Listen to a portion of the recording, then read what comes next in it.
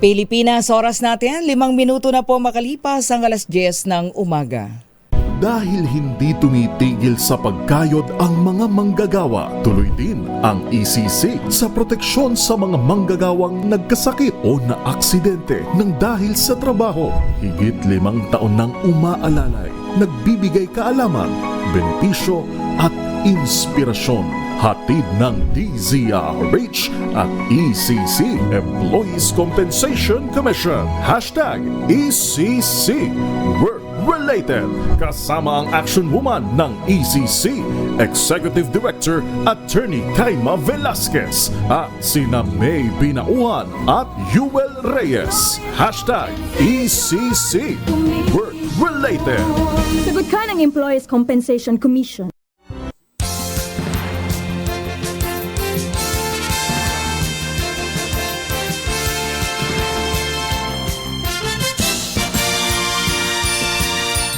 Magandang Happy Wednesday morning! Talaga naman, ang bilis-bilis ng araw pero ang init sa labas. Ingat po tayo Luzon, Visayas, Mindanao, mga manggagawa natin, tara na! Simulan na po muli natin ang isang oras na naman na talakayan sa mga benepisyo at serbisyong hatid pa rin po ng Employees Compensation Commission. Siyempre para po sa mga manggagawang nagkasakit, na aksidente o kaya po'y nasawi.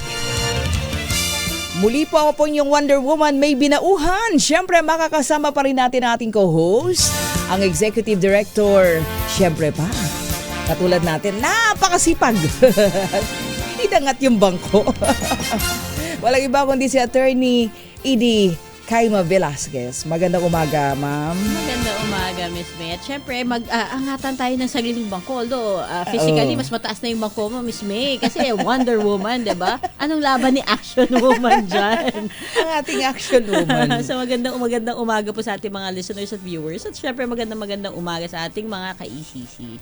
So, Miss May, ngayong umaga, ituloy-tuloy na natin ang paghahatid ng ating mga inspirasyon para sa ating mga nakikinig. Kasi gusto natin i-share yung kwento ni Mr. Benazer Dugasan ng Caloocan City.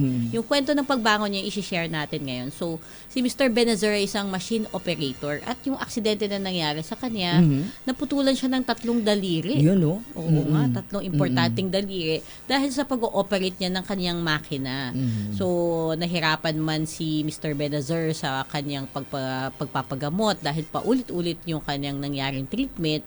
Tapos nawalan pa siya ng trabaho in the interim. Nakakatuwa naman ngayon dahil nakabalik na siyang muli sa kanyang paghahanap buhay.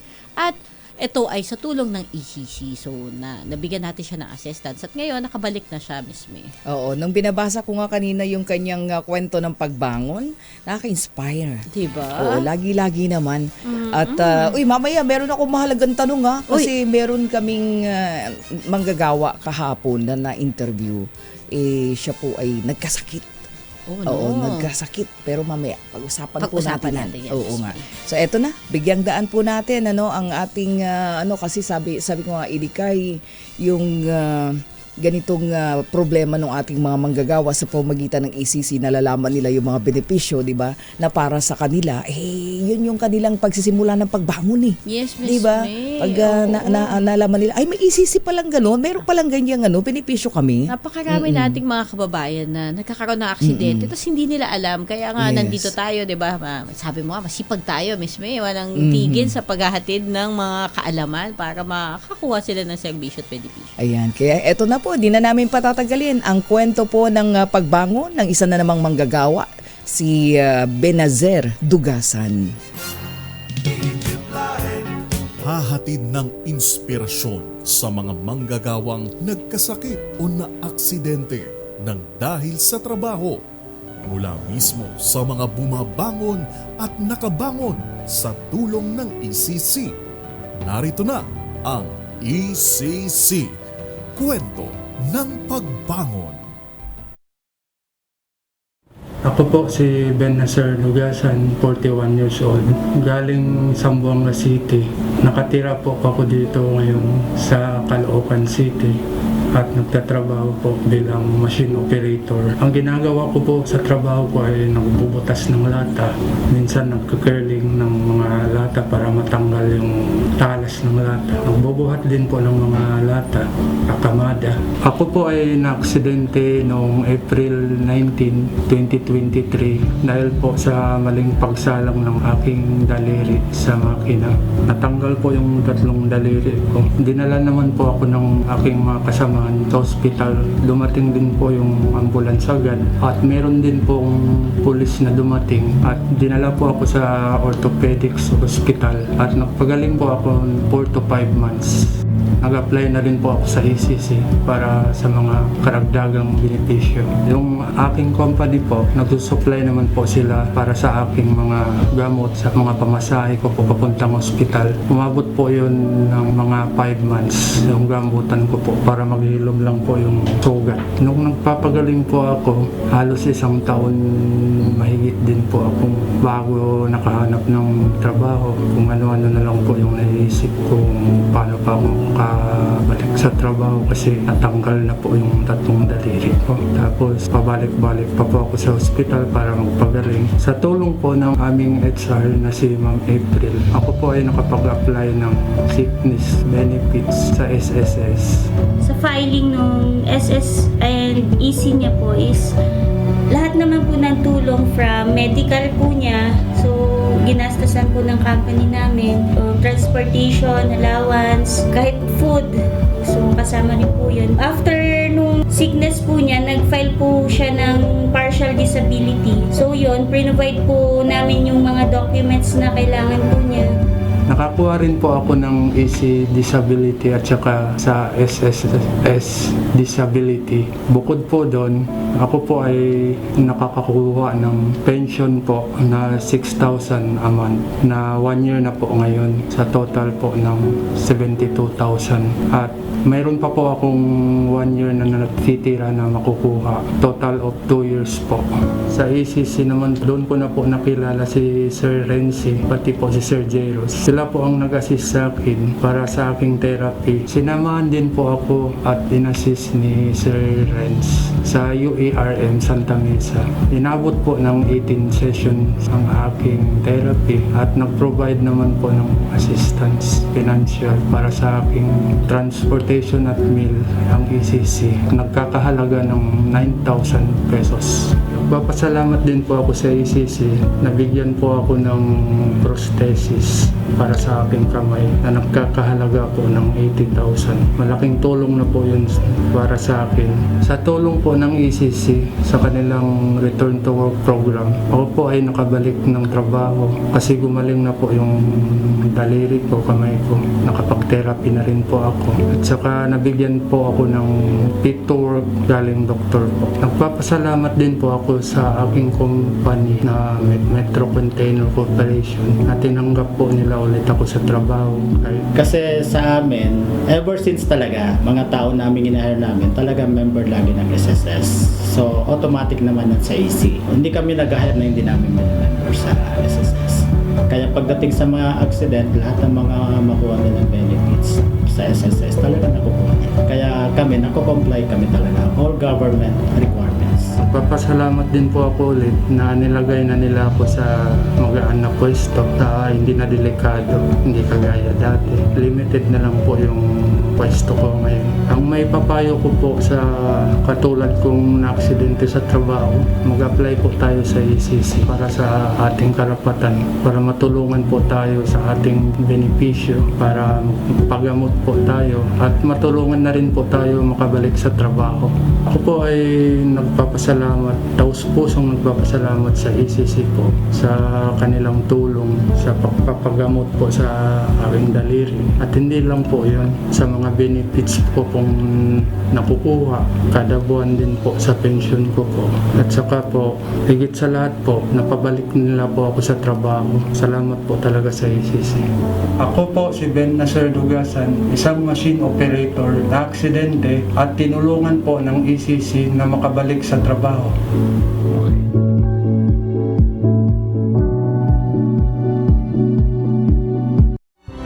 Hashtag ECC Work Related sa DZRH.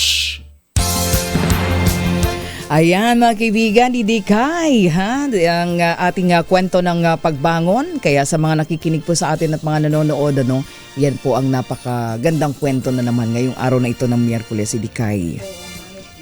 Kanina nagtataka ako, pati pala yung mga daliri, pwede palang prosthesis. May prosthesis Oo. yung daliri. Oo nga, Miss May.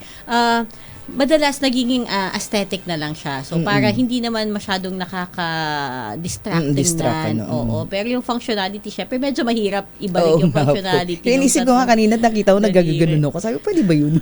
Oo nga, sa mga nakikinig sa atin na hindi nakita yung video. So yung last 3 fingers ni Mr. Benazar, first 3 fingers, so thumb, index, saka ring finger niya yung natanggal. Opo. So medyo mahalaga yun kasi 'di ba yun nga yung difference daw natin sa ibang mammals, yung ating opposable thumbs. Thumbs, opo. So Yung pa very naman. important pag nawawala yung thumb, malaki yung computation namin sa benefits na makukuha niya.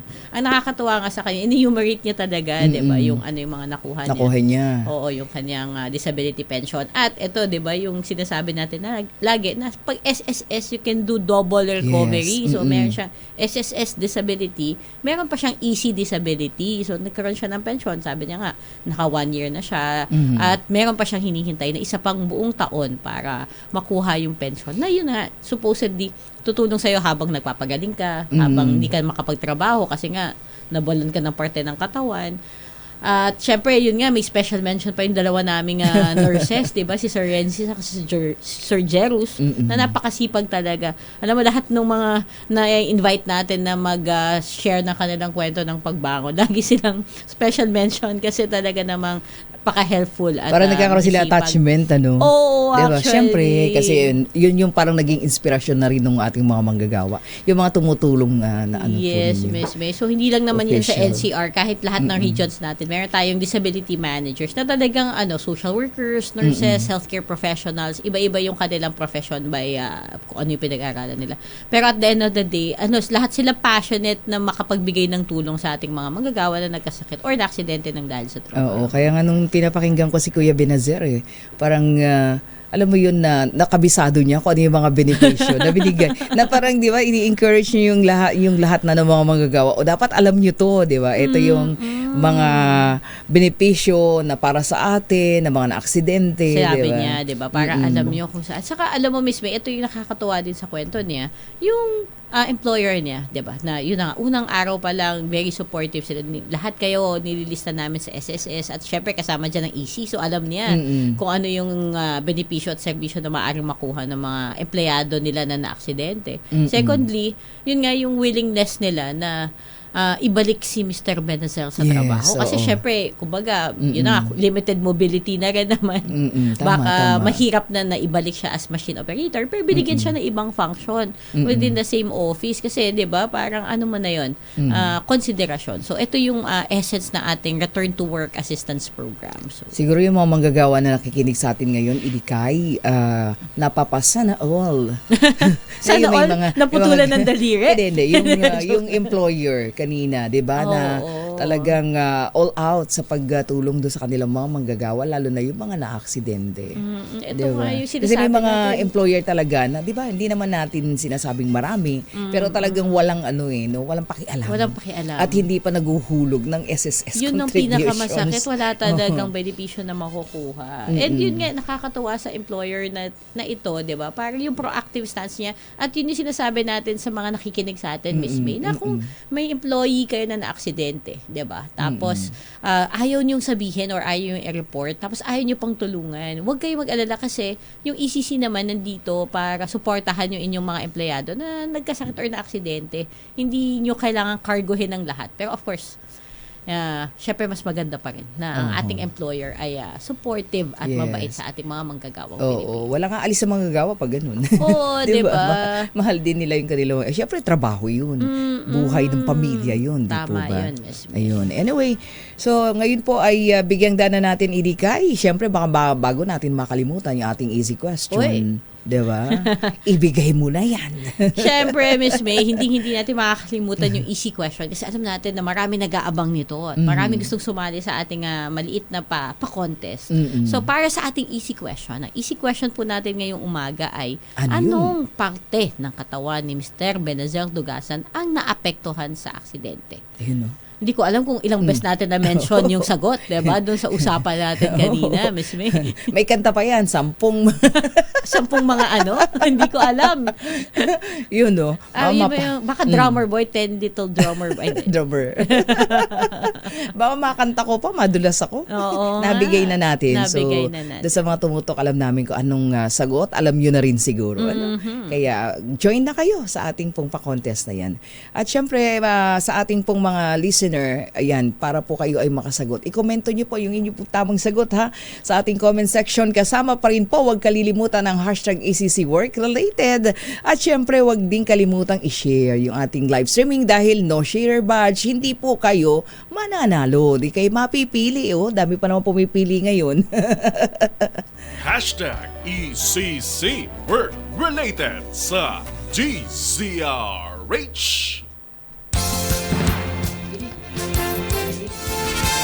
Idikay, sa mga nagdaang episode, sunod-sunod din ang ating diskusyon patungkol sa mga benepisyo at serbisyo ng ECC Employees Compensation Commission. Kaya naman, magandang balikan din natin ang pinaka-importanteng hakbang para maiabot sa ating mga manggagawa ang tulong po ng ECC. Ayan, sagutin natin muli ang tanong, paano nga ba ang filing ng EC claims at paano kayo matutulungan? Ano yung ating mga manggagawa mula po sa ECC kung sakaling ma-deny ang inyong pong application? Yan po ang ating pag-usapan, kaya tutok lamang po kayo sa ating hashtag ECC Work Related. Babalik po kami maya-maya lamang.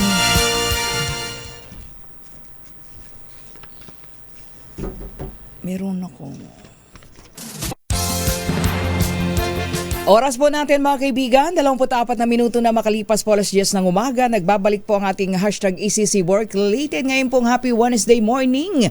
At syempre kasama pa rin natin Idikay Velasquez. Idikay, eto na, balik na tayo at maganda tong ating pag-uusapan ngayong umagang ito. Nga, Miss May. Syempre, gusto natin ulit mag-hello at good morning sa ating mga listeners at viewers. At syempre, excited tayong sagutin yung mga katanungan nila. Ayun, so diretso na po tayo sa ating talakayan. Nababanggit na rin po sa mga nakaraang episode natin, ito pag-usapan natin kung saan at kung paano mag-file ng EC claim. Pwede ba nating pag-usapan muli ito, Idikay, para sa mga hindi nakapanood at nakapakinig nung nakaraang mga unang episode po natin? Tama ka dyan, Miss May. Siyempre, pinaka-importante malaman nila paano nila i-apply yung mga benepisyo at servisyo na lagi natin sinishare dito sa ating programa, no?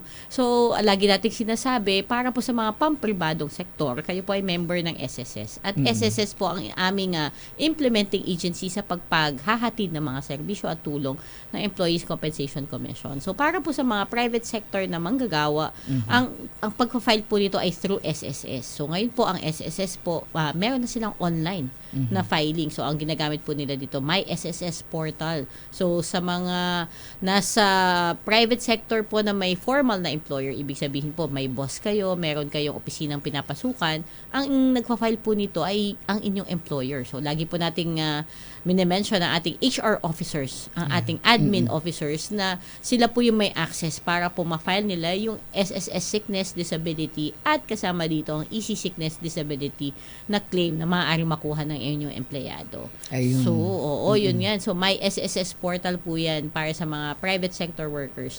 Para naman po sa, ito pala, pagka disability, death or funeral benefits po, kailangan nyo pong pumunta ng over-the-counter sa isang SSS branch na pinakamalapit sa inyo. So, ito lang po yung exception. So, kung nawala po ang inyong kamag-anak at work-related ito, kayo po ay kailangan mag-file ng mga documents over-the-counter po sa mga SSS branches na malapit sa inyo. Ayun. Para naman po sa ating mga government workers, sa amin po mga civil servants, ang pagpa-file po ng EC claim ay manual pa rin po tayo. Punta po tayo sa pinakamalapit na GSIS branch sa ating lugar na pinagtatrabahuhan or tinitirahan. So yan po ang unang dapat na gawin, ano po.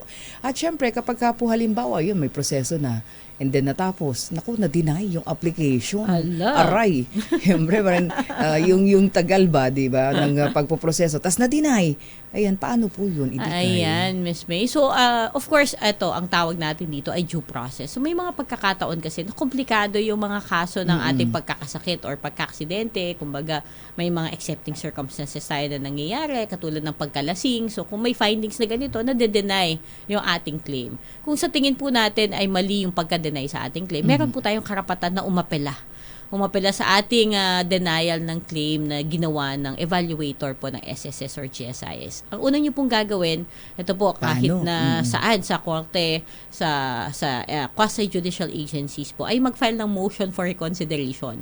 So, pwede pong bigyan natin sila ng pagkakataon ulit na i-review o repasuhin ulit yung kanilang nilabas na desisyon sa pamamagitan po ng pagpapresenta ng additional na documents or, bawa, may bagong dumating na medical report or bagong lumabas na spot accident report at na magpapatunay na po na ang inyong claim ay covered ng ECC, na ang inyong claim ay work-related, maaari po i-file niyo ang inyong motion for reconsideration at pwede pong mapagbigyan niya ng opisina.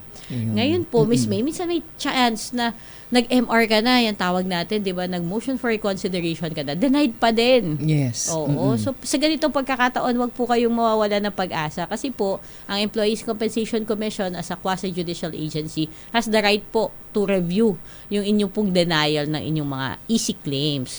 So, sa ganitong pagkakataon po, sabihin niyo po sa SSS or GSIS branch na nag-deny po ng inyong motion for reconsideration na i-aapelan niyo po ang inyong denial at i-forward po nila sa aming opisina, diretso po sa ACC, ang inyong claim, kung saan naman po i-review na ating technical review committee ang ating medical claims na kailangang bigyan ng resolution. So, Oo, para mas maintindihan nila idikaya, no? Ano ba yung motion for reconsideration? Kasi mayroong mga manggagawa na pagka na-deny sila, parang feeling nila, naku, mag-motion pa ba tayo? Ganun di magiging decision yan.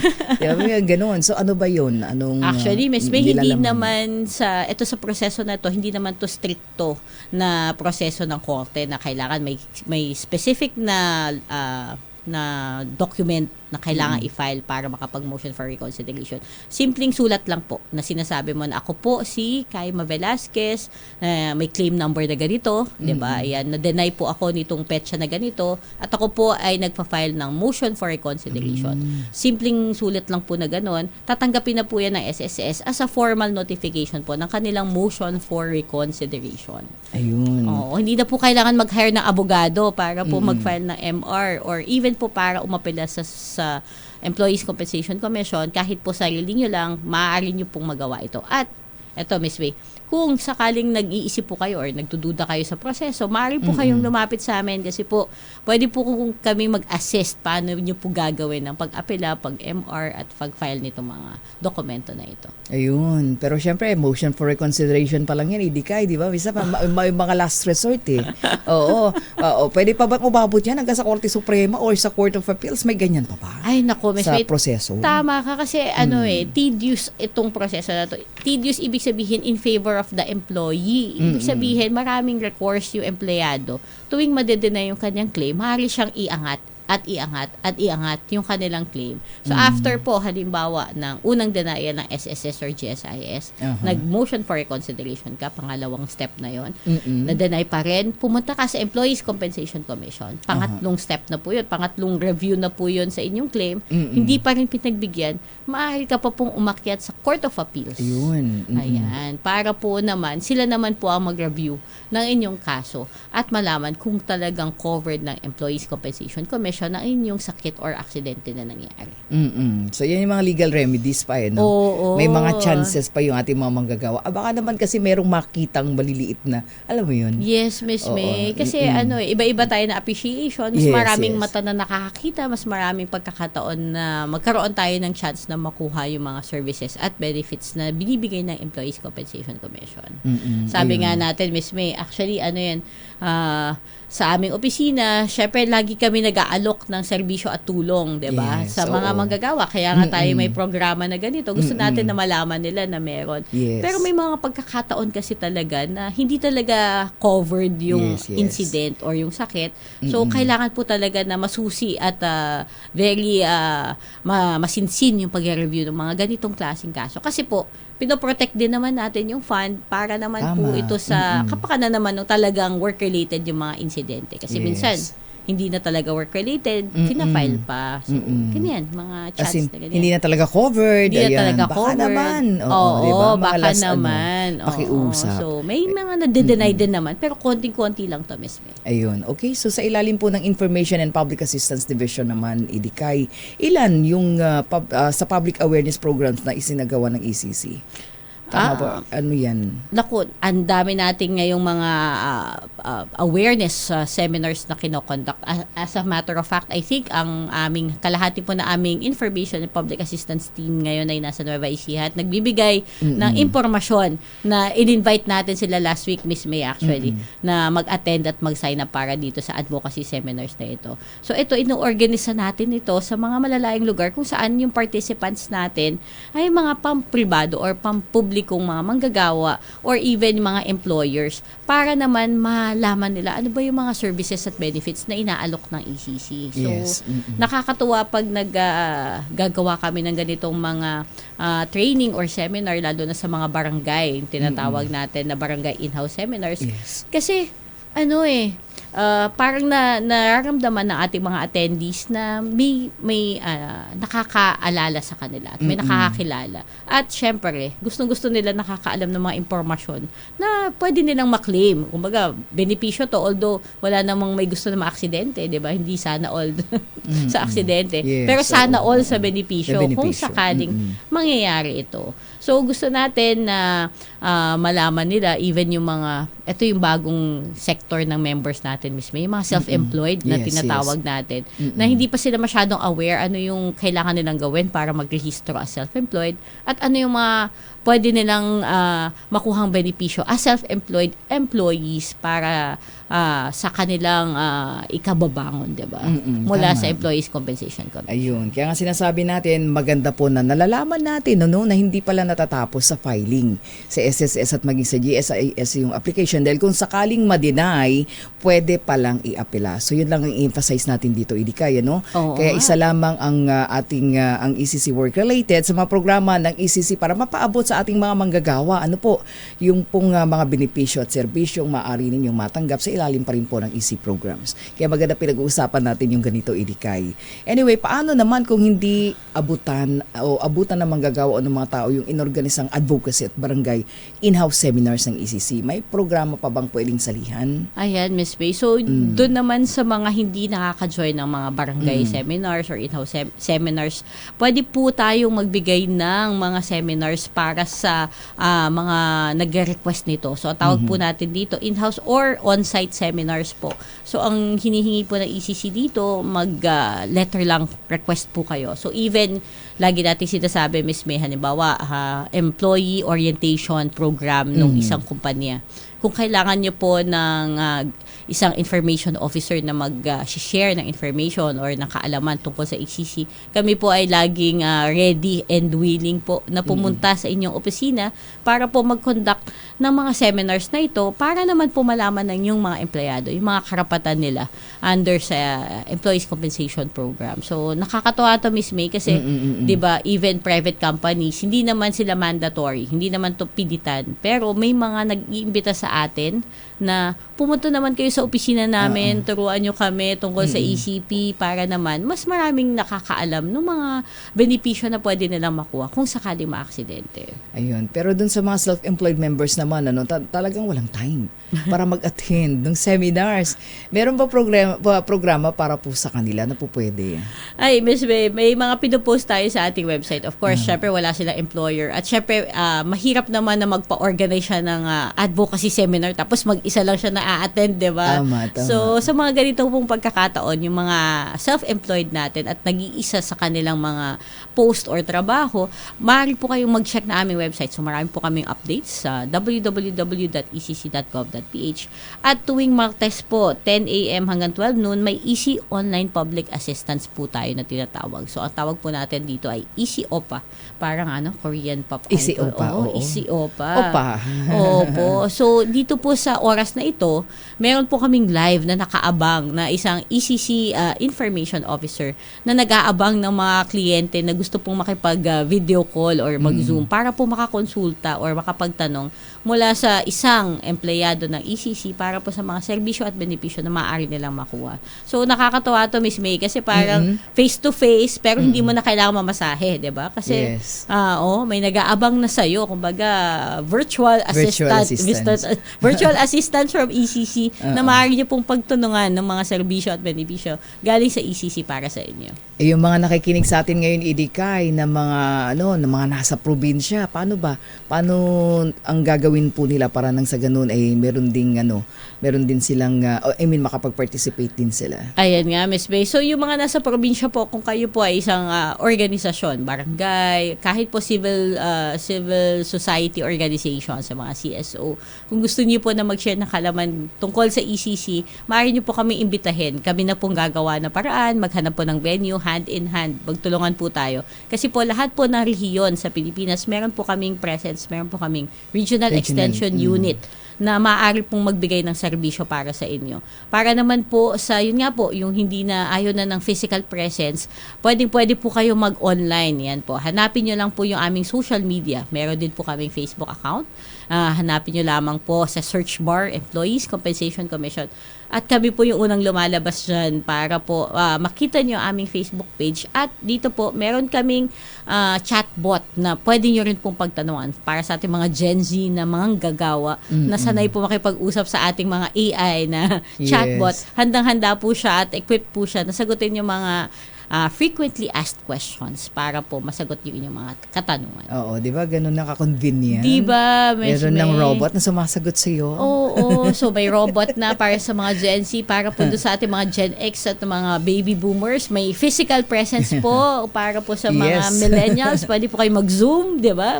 Lahat po ng way para po makontak nyo ang ECC, hinahatid po namin sa inyo. Ayun.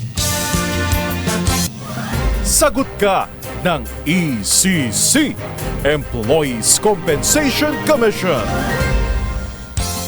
Eto na tayo, Idikay. Sagot ka ng ECC. Sagutan na tayo dito. Ay, naku. Kanina pa tayo nagsasagutan, Miss Mea.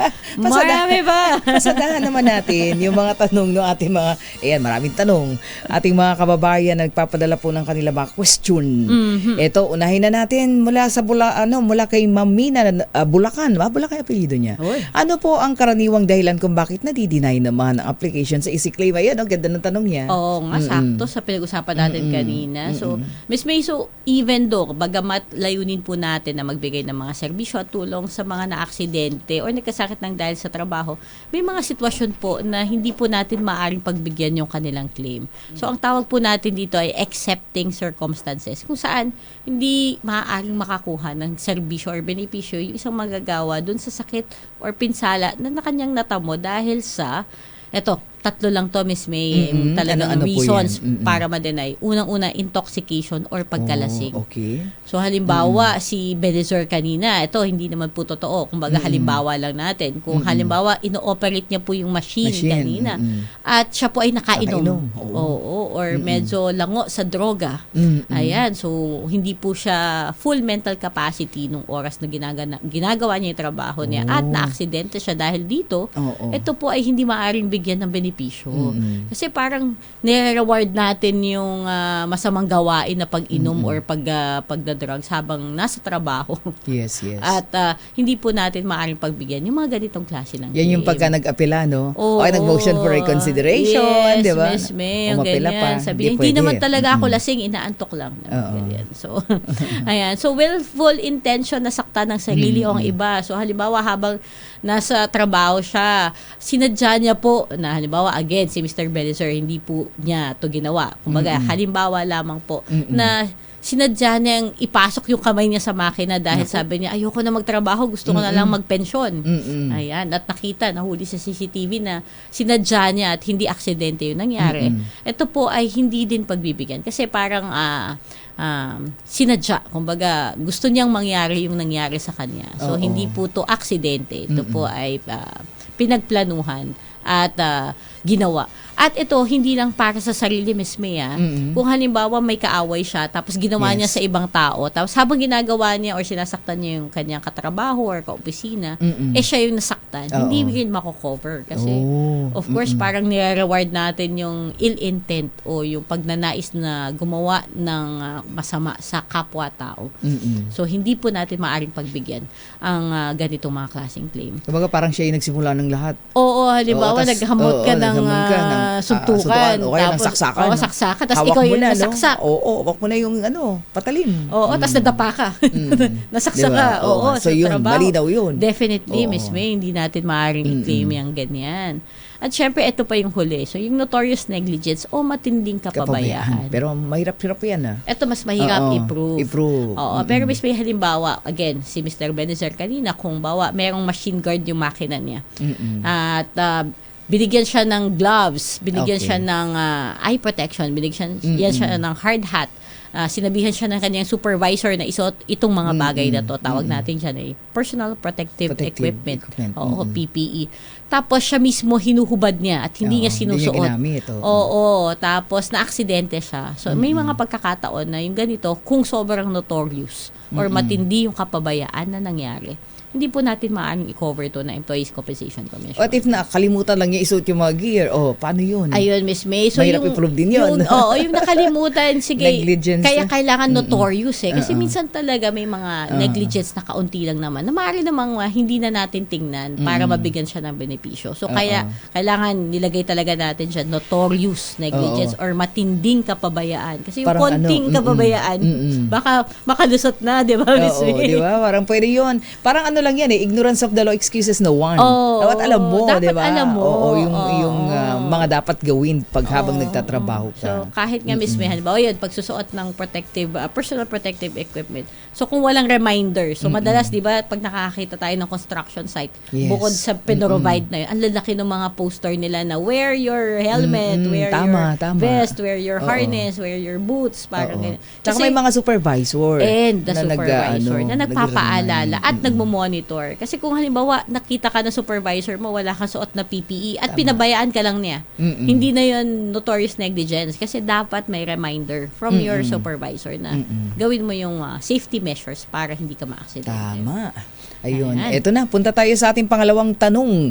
Ayan, paano po kung namatay ang empleyado? Sino po ang pwede mag-file ng easy claim? Tanong po yan ni Nolito de la Cruz. Ayan. So, ito yung mga chance na, yun nga, hindi na kaya na ating employee na mag-file kasi nawala na siya. Or minsan may pagkakataon na, di ba, yung naka-hospital pa or hindi pa niya kayang bumangon dahil severe or malala yung nangyaring aksidente sa kanya. Kung married po ang ating employee, of course, ang unang-una po natin maisip ay ang asawa. So, Yes. asawa po ang may karapatan at may katungkulan na mag-file po ng kanyang easy claim. So, ang proof po nito ay, of course, yung marriage certificate po ng ang asawa sa empleyadong namatay or nasawi ng dahil sa trabaho. So, kung sakali naman po halimbawa na wala or meron pong alternative na tao, ito po ay isang anak. Na may edad na 21 years old pababa, dalhin lamang po yung birth certificate para i-prove na kayo po ay isang beneficiary pa rin na inyong namatay na empleyado. Kung single naman po ang employee, pwede pong parents, mga magulang ang mag-file po ng claim para sa kanya at sila din po ang entitled na makakuha na benepisyo. At kung sakali naman po ito na wala po talagang kamag-anak. Walang kamag-anak, walang kaibigan. Kaibigan hindi qualified, Miss May. Kailangan kamag-anak talaga.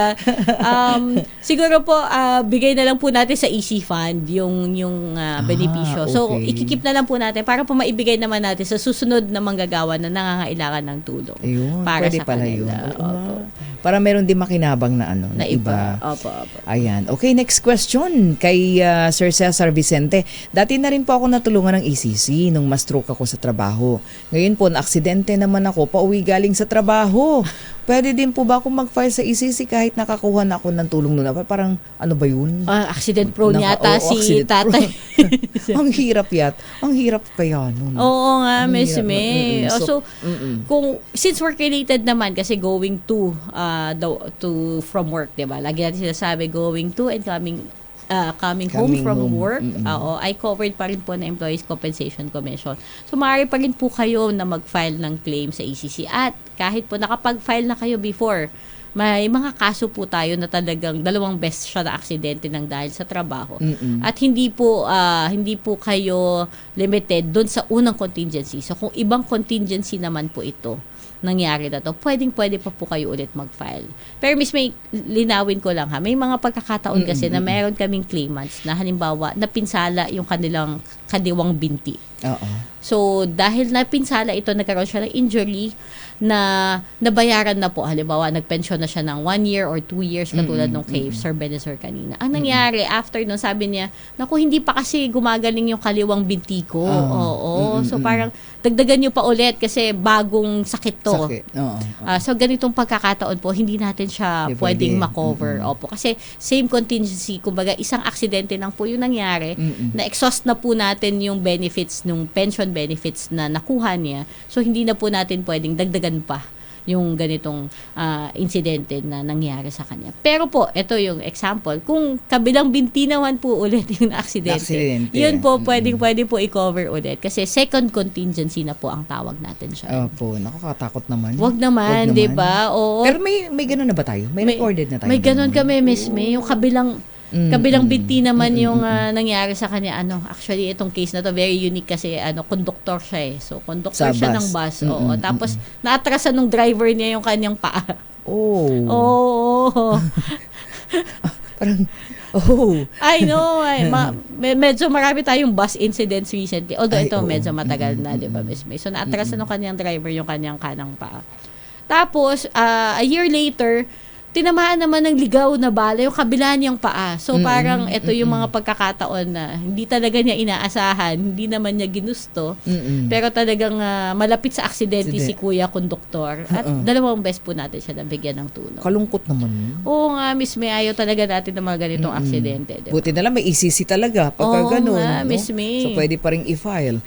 Ayan, si Ate Teresa Termulo, pwede po bang ma-file ng EC claim kapag na food poison sa trabaho? Ayan, mamaya may tanong tayo dyan. Na food poison sa trabaho. Miss May. So, ito po, yung pong pag-address natin na ating hunger yan, kasama po yan, pangti po yan ng trabaho. So, even lunch break po, tinatanggap po natin.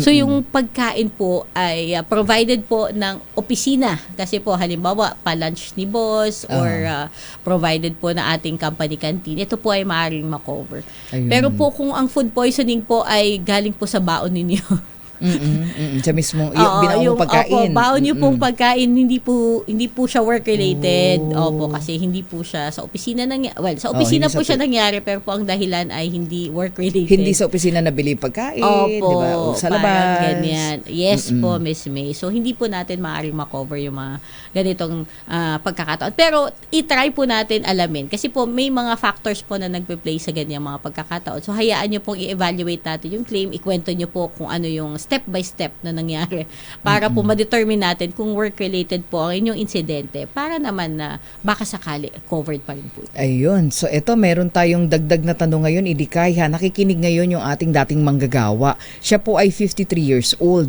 Pangalan niya si Ate Rachel Cabanag. Hi, Ate Rachel. Hello, Ate Rachel. Oo. Kasi lumapit siya sa Operation Tulong dahil kailangan na niya ng tulong.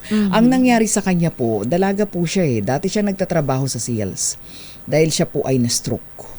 So ngayon, nasa nursing home siya at doon siya ngayon inaalagaan. Nangyari daw po ito October 6, 2024. So last year lang. Pasok pa Idikay, po. oo. Yes, Miss May. Bigla po siyang natumba itong si Ate Rachel. Yung pala na-stroke na siya dahil sa taas po ng kanyang blood pressure. Na-confine siya ng 5 days, hindi niya maigalaw yung kanang bahagi ng katawan at nag-slur yung kanyang pagsasalita. Na-stroke talaga. Oo. At nakita sa x-ray, meron din daw siyang avascular necrosis, left hip. na siyang naging dahilan kung bakit siya nahihirapang maglakad na rin. Oh. Opo, kaya ngayon, yung mobility niya, naka-wheelchair. Limited, opo. Naka-wheelchair. Tapos, kailangan niyang operahan, malagyan ng bakal. Wala po siyang enough na ngayon, Na pera. funds para po Oo, mangyari so ito. lumalapit siya ng financial assistance. Sa kwento niya po kahapon, nangyari yung stroke. Lumabas siya ng opisina, nag-lunch break. Lunch break. Yes. May chance pa yun? Hindi kayo sabi ko nga, sige, itatanong natin sa Oo ECC. nga, maganda. Very curious yung case niya. Kasi yun nga, may mga pagkakataon kasi na yung sakit ay lifestyle or hereditary or hindi po dahil sa trabaho. Halimbawa po ang stroke, hindi po siya kasama sa list of compensable diseases ng Employees Compensation Commission. Pero po, eto po, sasabihin din namin, may mga pagkakataon po na nag-grant yung claim ng isang stroke patient na work-related. So, iba-iba pong factors yung nagpa-play dito. Halimbawa po, mainit sa labas, pinagtrabaho ka ng strenuous, kumbaga na puwersa ka. So, ito po ang tinatawag natin na is increased risk theory. So, kung napalala ng iyong trabaho, yung risk mo para mag-trigger yung iyong sakit, ito po ay maaaring makover na Employees Compensation Commission. So, Ms. Richelle, ang advice ko po sa inyo, kumpletuhin niyo po yung mga documents niyo, yung medical records nyo at kuhanin nyo po sa inyong employer yung inyong job description at certificate of employment at isubmit nyo po kasi baka sakali po pwede nating ma-review. Opo. Kung nahirapan po kayo kasi nga limited mobility na si Ate Rachel. Opo. At syempre, hindi na siya makakabiyahe papunta sa kanyang opisina. At mag-try po siya na tumawag sa aming opisina or mag-reach out po sa Facebook. I-try po namin na mag-reach out sa kanya para po matulungan siya na i-kumpleto rin yung documents at ma-review yung kanyang claim. Oo, baka naman kasi salesperson siya eh. Oo, so hindi natin gina-guarantee pero tingnan po natin. Oo, bigyan natin ng pagkakataon na ma-review po ng ating medical doctors. At baka naman pasok baka sa naman sa coverage. Yes, Ayun. Miss May. Ayan na, Ate Rochelle ha. So gawin natin yan. Tulungan natin si Ate Rochelle. Sige po. Ayun. #ECC Work Related sa GZRH. At syempre, eto na tayo sa ating mga winners sa ating easy question. Pero bago yan, ano nga bang ating easy answer, Idikay? Ay, nako, syempre, kakanta tayo 10 mga... dali. Ang galing. So, ang sagot po ay... Kanina ko pa gustong kantahin Kanina yan mo pa gustong kantahin yun, Miss May. Nabitin ka lang kanina kasi hindi mo pwedeng ilaglag yung sagot, diba? Oo. Yun, no? So, yun. Sagot na. Tatlong daliri po ni Mr. Benazel Dugasan, yung naputol dahil sa kanyang Yes. pagka-aksidente sa trabaho. So, gusto po namin magbigay ng congratulations sa ating pong winners ngayong umaga. Si Ms. Zay Moraga, Mr. Ryan Madriaga, at si Miss Marlene Castillo. Congratulations. Mga winners. Bago yan, bago Congratulations winners. sa inyo, ha. Congratulations. At syempre, hintayin niyo pa rin ang message ng aming executive producer, Miss Peach Gonzalez, para sa inyong papremyo, sa inyong premyo. Ayan. So, abangan niyo po yan. Eto na. Bakit ganun? Ang bilis-bilis naman ng oras. Mabilis ba? Parang kanina pa tayo nag-uusap, Miss Maiden. Parang hindi naman. ECC Safety Pabaon. Ito na. Siyempre, di matatapos sa ating programa pagka wala po tayong safety pabaon. Mahalaga ito, lalo na sa ating mga manggagawa. Oo nga, Miss May. May. Siyempre, sunod-sunod yung mga vehicular accidents na nababalitaan natin itong mga nakaraang araw. So, alam ko po, obvious naman yung ating safety pabaon. Pero po, itry po natin, please, na wag po tayo magmamaneho kung tayo po ay inaantok or kanina yung example natin, 'di ba? Intoxicated. Hindi po tayo dapat nag-ooperate ng sasakyan. Hindi lang po natin nilalagay yung sarili natin sa delikado, pati po yung mga nasa labas, yung mga kapwa natin na nagmamaneho, yung mga nakatayo lamang sa labas ng airport. Ayan po yung mga pagkakataon na ayaw nating nangyayari. So, panatilihin din po natin na ngayon po, napakainit, hydrated yung ating mga sarili. So, minsan po kasi pag hindi tayo hydrated, so kulang tayo sa tubig, tayo po ay inaantok or nawawalan po tayo ng energy bigla-bigla. So, magbaon po tayo ng maraming tubig at syempre maraming pasensya kasi napakainit sa labas at medyo traffic na rin ulit, Miss May, kasi maraming nagsa-summer vacation, no? Ay, tama. Kaya nga doon sa ating mga chipper, balikan lang natin, sabi mo nga kanina, hindi kayo daming mga aksidente. Tsaka yung focus sa pagmamaneho dahil nga siguro baka mainit yung panahon, 'di ba, no? Na merong mga pagkakataon na alam mo 'yun, 'di ba? Saka So, yung ano hirap. nga, 'di ba? lalo na yun siya driver, 'di ba? So technically work related siya kasi nangyari yung aksidente habang nagtatrabaho siya. Pero paano natin mako-cover kung merong yan nga, 'di ba? Notorious negligence. Oo nga. Katulad diba doon, yung- halimbawa, dineclare mo, kasi inaantok ako, nakatulog ako. Naku, paano ba yun? Diba? Parang Pwede ba yun? parang ang hirap na i-cover yung mga ganitong pagkakataon. Pero yun nga, halimbawa yung conductor ay nasaktan, kung kayo po ay nasaktan, kayo po ay covered ng Employees Compensation Commission. So, maaari po natin kayo bigyan ng mga benepisyo at serbisyo. Of course, hindi po yan mawawala kasi po nangyari yung aksidente habang nasa trabaho tayo. Oo, hindi man natin gusto yun, pero syempre, lalo na pagka merong mga nasasawi. Yun nga, Miss Yun ang May. malungkot yung mga, oo.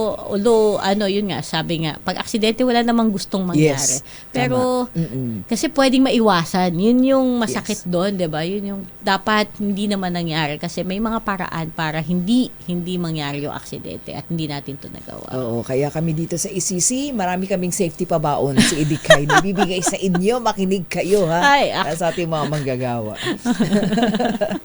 Lagi nating, hindi, dapat reminded talaga tayo ngayon dahil sa panahon. Yes, Malapit na namang mag-transition ng panahon natin, Edikay. Oo nga, Ilang ito. araw na lang. Lagi kang may allergy. Oo, ito, allergic pag mainit, rhinitis. Oo, oo, sa mainit. weather changes. Oo, Mahirap katulad ngayon, talaga. malapit na naman daw tayo magtag-ulan. Sabi ng Pag-asa, magta-transition na naman tayo. Kahapon umuulan na eh. Yes, Oo, meron na. diba? So, alam na natin na pabalik ng rainy season. So, ibang dangers naman ulit ang haharapin na ating mga Yes. manggagawa sa daan. So, Kaya, dati, heat stroke. Yes. Ngayon, baha. Baha naman.